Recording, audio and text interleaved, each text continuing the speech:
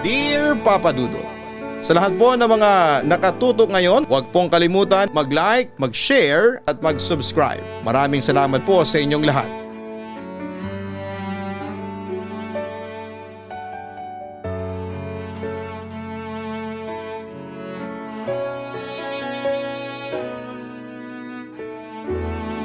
Magandang araw po sa inyong lahat. Tawagin niyo na lamang po ako sa pangalang Hammond. Isang subscriber ninyo na nagmula sa Capiz. Gusto ko sanang ibahagi sa inyo ang isang kwentong kababalaghan na tunay na nangyari sa akin at masasabi kong hindi ko makakalimutan. Papadudot, mahalaga sa akin ang kalamansi, masustansya at nakakapag-alis ng umay. Hindi rin ako naaalis ng bahay na walang kalamansing daladala, kahit isa man lang.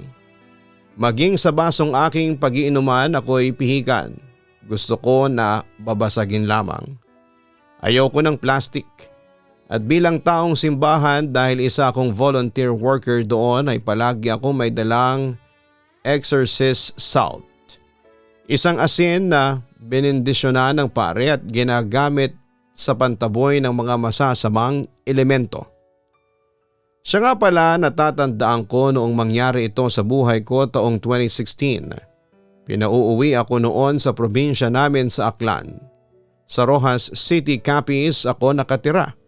Kaya anytime ay pwede akong umuwi sa Aklan since magkatabi lang naman ang dalawang probinsyang yon.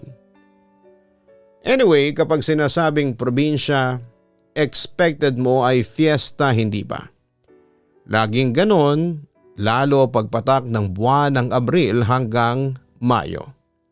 Mananawa ka sa karne. Si Vince, inaya kami nila Jojo na pumuntang fiesta sa barangay Toralba sa bayan ng Banga sa Aklan. Malayo ito sa town proper. Malayong malayo dahil sa wala naman akong ginagawa ay sumama ako. Tawanan kami sa daan kasi nga ang layo. Kahit kumain kami ng pagkarami-rami ay matatagtag din pag uwi namin. Lubak kasi yung daan, saka malayo nga. Pagdating namin ay pinakain na kami ng tropa namin. Nakaugalian ko na. Pag kumakain ako sa isang bahay ay uunahin kong uminom ng tubig. Pipili ako ng babasaging baso o kaya cup. Ipapailalim ko ang isang kamay ko doon, saka ipipihit ko pakaliwa pakanan yung baso. Pag nabasag kasi ibig sabihin ay may lason. Hindi ko na kasi matandaan kung sa kanan ba o kaliwa kaya both ways ko ginagawa. Turo sa akin yun ng pinsang kong si Kuya Ramil. Ganon kasi siya. Nakaugalian na rin niya. Turo naman sa kanya ng lolo namin na hindi ko na nakagisnaan dahil namatay na ito bago pa ako pinanganak. So ayun naman, hindi naman nabasag yung baso. Isa pa ay tropa namin yung nag-imbita. Pero kasi nakasanayan ko na nga, mismong sa bahay namin ay ganon ako. Pagkatapos kumain ay pumunta kaming basketball court sa barangay nila. May sayawan, party-party. Tawa kami ng tawa nila Jojo kay Vince. Kasi ay may sinasayaw siyang babae. Masyadong maarte at parang diring-dire sa tropa namin.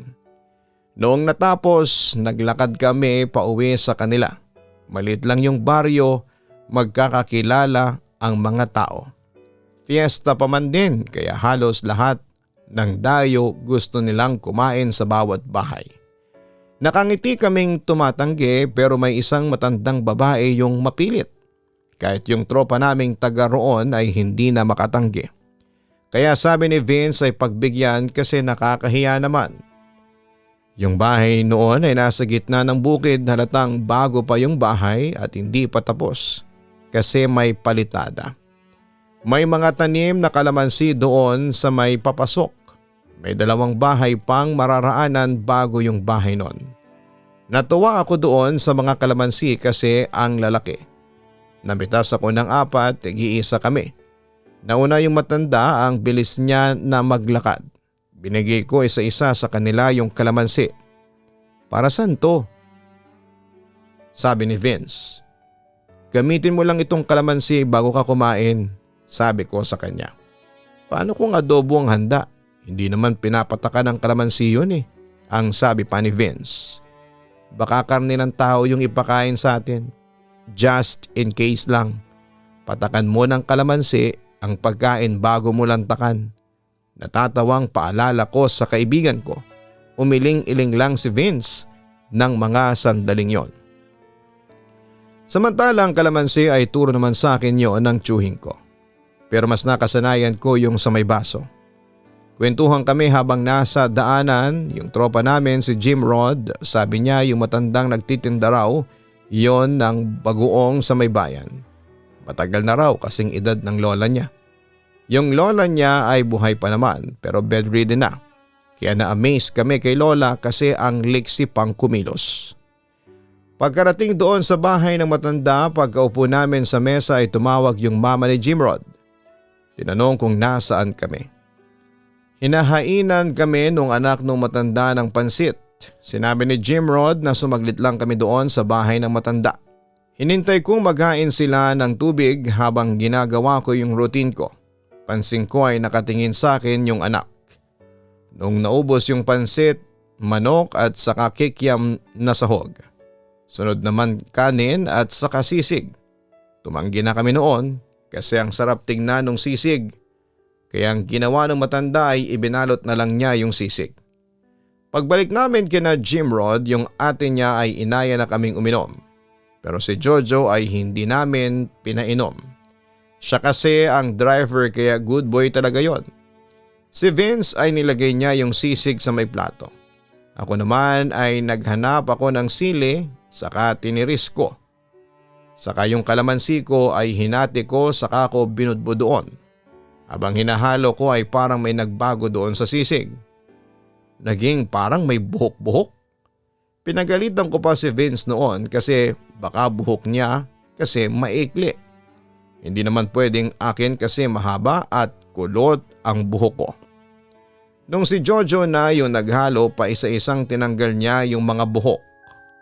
Bigla siyang naduwal. Tinanong namin kung bakit. Basta suka lang siya ng suka. Noong tinignan namin yung sisig ay kulang na lang ay dukutin namin ang mga bituka namin. Nagkaroon ng kuko ng tao doon sa sisig. Kinuha ko pa kay Vince yung kalamansing bigay ko at saka ko binudbod. Mas lalong dumami ang buhok doon sa karne mismo. Pinagalitan kami noong mama ni Jim Rod. Dapat daw ay hindi na kami sumama. Kasi kaya pala tinawagan niya si Jim Rod ay para maiiwas kami.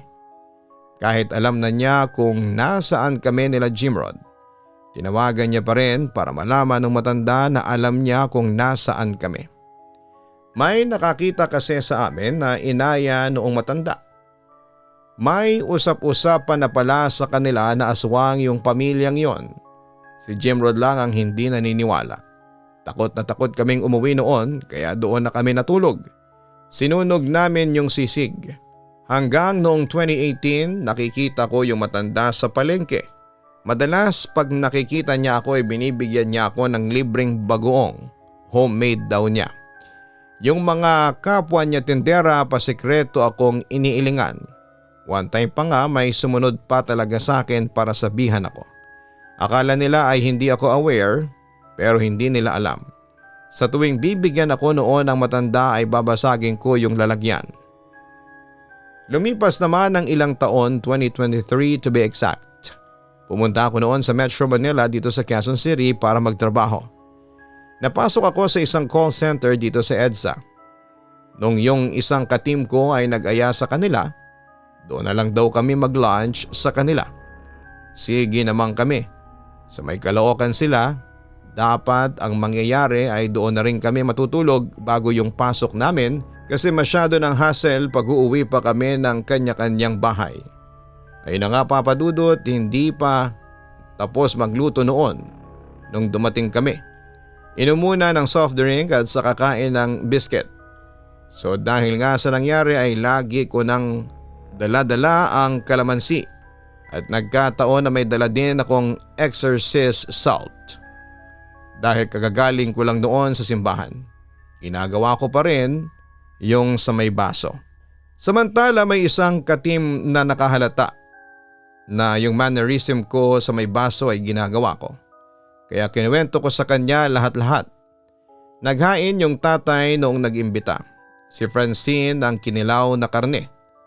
Nakakita na ako ng ganon pero nagtataka ako noon kung bakit mamula-mula yung karne. Galing kasing probinsya namin yung karne. Native na baboy kaya ganyan, sabi nung tatay. Gusto ko sanang sabihin na opo, alam ko po ang itsura ng native na baboy, maitim, maliit. Pero dahil sa hindi pa ako nakakakita ng native na baboy in chopped meat, kaya tumango lamang ako. Anyway, naikwento ko rin sa tatay ni Francine na kapag nakakakita ako ng native na baboy sa gabi ay binabato ko kahit nasa kulungan. Mukha kasing aswang. Ako kasi ay hindi ako fan ng kinilaw na karne. Kung kinilaw na isda yun ay uubusin ko pa. Pero wala. Ayoko talaga ng niluto lang sa suka o vinegar ang karne. Yung dalawa naming kasamang lalaki ay kumain sila. May mga bisita rin na iba bukod sa amin. Napapwesto kami sa may gilid ng bahay. Pahaba yung mesa. 6 kami, pang 7 yung si Francine. Hindi niya kami maasikaso kasi marami silang bisita. Puno ng tao ang buong bahay. At saka buong bakuran. Yung part na yon ng Caloocan ay mapuno basta parang nasa probinsya ka rin lang. Nung naghain na ng kanin at saka ulam ay una kong tinirada yung inihaw na isda. Nang hingi yung isa naming kasama kay Francine ng kalamansi para sana'y ilagay sa may toyo ng sausawan. Pero wala daw. Kaya ako sabi ko ay meron ako. Bigla na lang umalis si Francine at ang sabi ng isa pa naming kasama ay na-offend ko yata. Girl Scout daw kasi ako masyado. Wala talaga sa isipan ko na may mangyayaring hindi ka nais-nais. Siyempre mababait naman sila. Lalo na si Francine. Ako yung parang bunso sa grupo. Siya naman yung umaalalay sa akin noong bago pa lamang ako. Pero kasi out of habit na yung ginagawa ko. Nakasanayan ko na nga. Kahit nga mama ko ay pinapagalitan na ako kakaganon ko. Sino daw ba yung maglalason sa akin sa sarili naming pamamahay? Ultimong kahit sa fast food ay pinapatakan ko ng kalamansi yung kinakain kong burger. Yun na nga, noong nag-decide ako na karne naman ang kainin ay tinuso ko ng tinidor yung kalamansi. Saka ako sinandok yung ulam at binudbud ko doon. Tanghaling tapat ay nagsitindigan ang mga balahibo ko sa katawan. Adobo yung sinandok ko at mukhang masarap noong una pero nanilimahid na bigla. Naalala ko na may dala pala akong exorcist salt kaya dinukot ko yon sa bulsa ko. Binuksan ang plastic ng exorcist salt at nagbudbud ako ng asin sa pagkain. Lalong lumabas ang pagkadugyot ng adobo. Doon na nga ako naduwal. Busy yung iba sa pagkain kaya yung katabi ko lang ang nakapansin. Dapat ay magwawala na siya pero pinigilan ko. Pinaghanap ko siya ng pwedeng paglagyan ng sinandok ko. Ang nahanap niya yung baunan niya ng tubig. Doon namin nilagay. Saka ko pinatago sa kanya. Gusto ko nang magsuka-suka noon. Kasi sarap na sarap yung mga kasama namin. Kakapigil ko ay nagawa ko naman kahit papaano. Pero yung katabi ko ay hindi na niya kinaya. Nagsuka siya ng nagsuka. Ako ang humagod sa likod niya. Huwag kang mag-OA be. Kung gusto mo pang umabot kinabukasan. Bulong ko. Kasi hindi ba malay ko ba kung anong pwede nilang gawin sa amin pag nalaman nilang alam namin. Dahil doon sa pagsusukan niya ay nakapagdahilan kaming dalawa na kunwari ay magpapa-ospital siya. Pinapaiwan pa ng mama ni Francine yung iba sa amin kasi ay marami pa daw pagkain. Pero mabuti na lamang at nagdahilang nahihiya sila. Sumama na sila sa amin. Nung nakarating na kami sa amin ay doon kami tumuloy, pinakita niya yung nasa lalagyan ng tubig. Habang tumitili, nagsusuka-suka sila. Grabe Papa Dudut. Gusto nilang iwasan na namin si Francine pero naisip ng isa naming kasama na si Willie na huwag kasi baka makahalata. Hayaan na lang daw. Pero yung iba kung pwede lang lumaklak sila ng dishwashing liquid ay ginawa na nila. Matunaw lang yung karne sa tiyan nila. Pinagpasalamat nila na hindi sila nakakain ng dinuguan. Ang sabi kasi nung nagtanong kami ay may certain food na ipapakain sila sa iyo para maging katulad ka na nila. Kadalasan ay lamang loob ng tao na dinasala nila. Noong pumasok na kami sa trabaho ay nakasalubong ko si Francine. Hindi ako nagpahalata na alam ko na ang sekreto niya at ng pamilya niya, kaya binati ko siya at sabay pa kaming nag-break noon sa pantry. Habang nagkakape kami ay may sinabi siya sa akin na siya kong kinagulat. Sabi ni Lola, may dala ka raw kakaibang asin nang pumunta ka sa bahay namin. Aniya. Bigla kong naalala yung tinutukoy ni Francine. Noong nasa bahay kami ay meron ngang matandang babae ang panayang tingin sa akin. Pero hindi ko yan masyadong pinansin sa sobrang dami ng bisita sa kanila. Anong kakaibang asin? Yung exorcist salt ba ang tinutukoy mo? Balik ko sa kanya. Exorcist salt palang tawag dun. Patangot-tangong wika ni Francine sa akin. Volunteer kasi ako sa simbahan namin at yung parish priest namin isa ring exorcist. At yung asin na dala ko ay palagi ang madalas gamitin pantaboy sa mga aswang. Parinig ko. Nakita ko namang napalunok si Francine at parang hindi naging komportable ng mga sandaling yon. Tapos ay umalis na siya.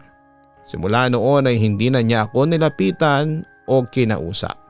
At kapag nagkakasalubong kami ay iniiwasan na niya ako, Papa Dudut.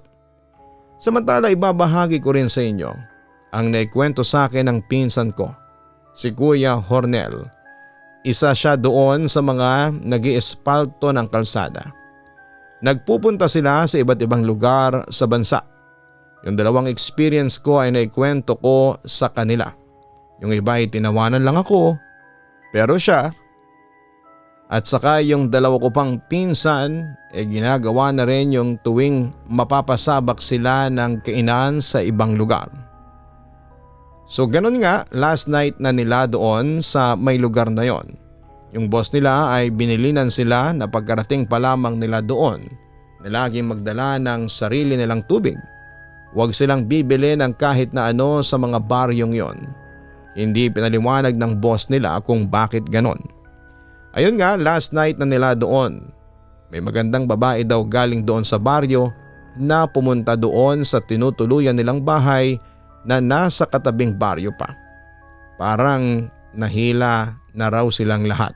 Inimbitahan daw sila noong babae na pumunta sa bahay kasi nag-aya ng inuman. Buti na lang, sabi ng pinsan ko nung dumating yung babaeng kakain pa lang sila, hawak niya pa yung kalamansi noong magpunta sila doon sa baryo na ginagawa nila ng kalsada. Pagkarating doon, Papa Dudut, ay pinaupo agad sila sa may inuman. Parang nagtaka silang lahat kasi doon na sila natauhan. Buti yung isa nakapag-text pa sa boss nila na nasa katabing bahay lang noong tinutuluyan nila. Yung boss nila ay nag-reply. Sinabihan daw sila na mga kupal daw sila bakit sila sumama. Yung pinsang ko ay binudburan niya yung pulutan. Medyo madilim kaya hindi niya gaano unang maaninag kung may nagbago. Pero noong inangat nga niya yung mangkok ay kita niya na may eyeball daw, may kuko, may karne rin na may buhok, Papa Dudut. Sabi ng babae, kambing daw yon. Ilocano yung pinsan ko at hindi siya maluloko. Alam niya yung amoy and texture ng karne ng kambing sa tingin pa lang. Hindi mo siya maluloko, nakipag-away pa nga yun dati sa may kainan sa may Quiapo. Sabi ng tendera ay kambing daw yung ginamit sa pinapaitan. Kaya mahal ang presyo. Pero nakipag-away siya kasi karne naman ng baka. Marahan niya lang na ibinaba yung mangkok. Butil-butil na raw ang pawis niya noon. Halos hindi siya makagalaw. Actually lahat sila. Kasi na-realize na nila kung bakit pinagbabawalan sila ng boss nila nung umpisa pa lamang na huwag bumili ng kahit na ano sa baryong yon. Pati kung bakit beast mode yung boss nila nung sinabi nila na nandun sila. Aswang yata yung mga taga doon. Pinipilit silang pakainin noong pulutan pero todo tanggi sila. Yung pinsang ko ay naging vegetarian daw noon nang wala sa oras makapagpalusot lamang. Buti na lamang at dumating yung boss nila. Ayaw pa sana silang paalisin pero sabi ng boss nila pinapatawag sila sa bahay noong mayor noong lugar. Hindi na raw nakapalag yung mga tao doon sa baryo. Pumunta talaga sila doon sa bahay ng mayor. Doon ay tinawanan sila ng tinawanan noong mayor. Doon na rin sila pinatulog. Nung kinuwento niya sa amin ay laugh trip kami sa kanya. Malaking tao kasi yung pinsan ko. Maton na maton ang itsura. Siya yung tipong pag nakasalubong mo sa may kanto ay iiwasan mo. Pero noong pagka-uwi niya sa amin ay iyak siya ng iyak sa nanay niya. Todo pasalamat din siya sa akin. Pero dahil doon ay never na kaming bumili ng lutong ulam. Ang mama ko na hindi naniniwala sa mga aswang na yan. Abay tuwing madaling araw na bumibili ng karne. Yung makikita pa niya mismong pinapatay yung baboy. Sa kabilang banda, eto naman nangyari lang sa aming magpipinsa noong 2024 lang. Kasal ni Kuya Harris, pinsa namin. Siyempre lalaki siya. Yung handaan sa may babae. Ganon kasi sa amin. 2 days bago yung kasal, nauna na kaming magpipinsan doon sa probinsya ng bahay. Kasama si Kuya Harris. Kasama din namin yung kaibigan ni Kuya na hiniraman niya ng truck para doon isakay yung mga gamit na kailangan. Mula probinsya namin, 2 oras ang biyahe. Dagdag 1 oras papunta sa mismong barangay ng babae. Nagbibiruan pa kami. Kasi si Kuya Hornel ay parang isang sakong kalamansi yata ang dala niya. Sa bag rin niya ay puro kalamansi. Kalamansi man nga ang tawag namin sa kanya. Sa likod kasi ng bahay nila ay puro kalamansi na tanim. Akala namin ay magagamit namin yung kalamansi noon, hindi pala. Display lang. Mababait yung side noong babae at bundat na bundat kami. Fresh na fresh yung mga seafoods na hinain nila. Nag-i-emote kaming lahat noon sa may dagat noong paggabi na. Sa may dalampasigan kasi ay malapit yung bahay nila. Hindi naman kami binawalan na kung ano man papadudot. Christian kasi sila. Kaya walang ganong pamahiin. Basta wag lang daw kaming magsiswimming pag naglakihan na yung alon kasi delikado na. Maraming puno ng niyog sa paligid dahil namis naming maglaro. Sabi ni Kuya Harris, maglaro kaming taguan. Pero kasi yung iba sa amin ay takot by pair ang ganap. Yun, naglaro nga kami.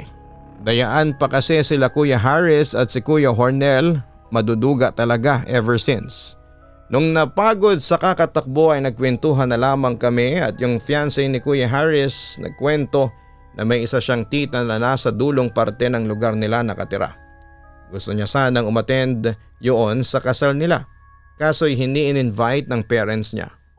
May away kasi at bata pa lang daw siya ay hindi na nag-uusap yon at saka ang parents niya. Kaya sabi ni Kuya Harris kung gusto raw ba niya puntahan namin. Sige naman si ate kaya umuwi lang saglit siya. Kumuha ng invitation saka kami lumarga pero hindi niya sinabi sa parents niya kung saan kami pupunta.